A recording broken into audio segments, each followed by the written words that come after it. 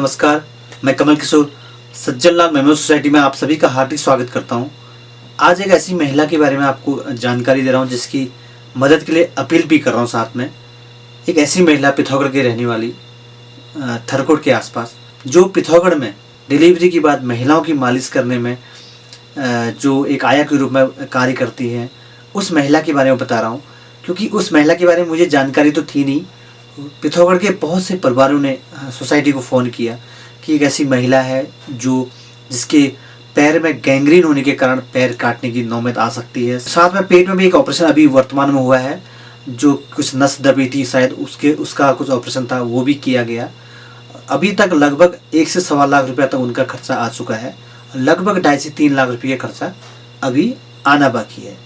तो उस महिला का नाम मैं आपको बताने जा रहा हूँ। उस महिला का नाम है आसमा अंसारी, जो थरकोट की रहने वाली है और महिला के पति नहीं है, और 2 बच्चे हैं, जिनमें से एक बच्ची है अबीबा, जो मात्र 17-18 साल की है, और दूसरा बच्चा है अयान, जो लगभग 15-16 साल का लड़का है।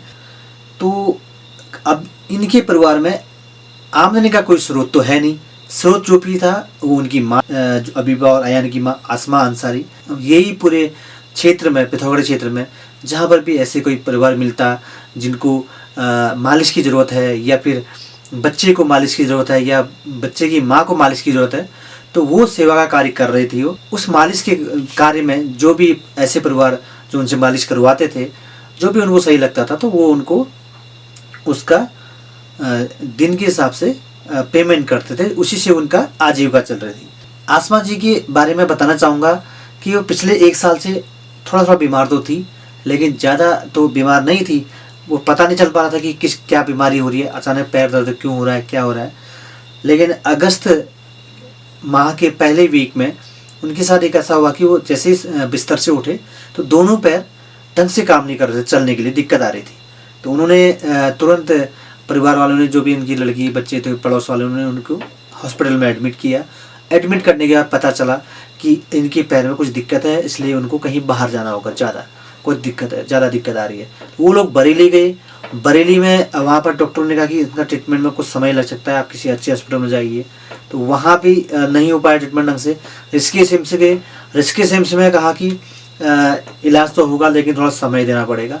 लेकिन उनका दिन ब दिन जो पैर में बायां पैर जो नीला हो रहा था, वो नीला बढ़ते हुए जा रहा था। मतलब उसकी एक जगह करीब स्टार्टिंग में जब वो पैर नीला था, वो अंगूठी में नीला था।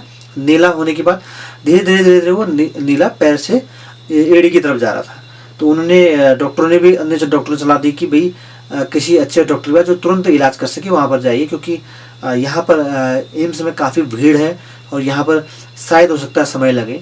तो उन्होंने फिर किसी से पता करा, और किसी एक डॉक्टर ने, वहीं के कोई जानने वाले डॉक्टर थे, उन्होंने बताया कि लखनऊ में एक हॉस्पिटल है, सहारा हॉस्पिटल, जो इस मामले में बहुत अच्छा इलाज करते हैं, ऐसा उनको बताया गया।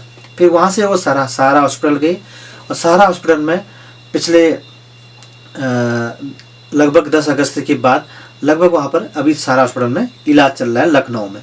और वहाँ पर अभी पेट का ऑपरेशन हो चुका है, और पैर की स्थिति देखा जा रहा है कि क्या उसको काटना ज़रूरी पड़ेगा या बिना काटे की भी उसको बचाया जा सकता है। क्योंकि अगर नस कंटिन्यू चलने लग जाएगी तो शायद हो सकता है वो पैर बच जाए, अन्यथा अगर स्थिति खराब रही तो बायां पैर कट भी सकता है। तो ऐसी स्थिति है। लेकिन इस स्थिति में जितने भी समाज के लोग हैं, पिथौरागढ़ के भी बहुत से लोग जिनके वहाँ उस महिला ने मालिश की है, उन्होंने भी अपने अपने स्तर से सहयोग राशि पहले ही भेज भी चुके हैं।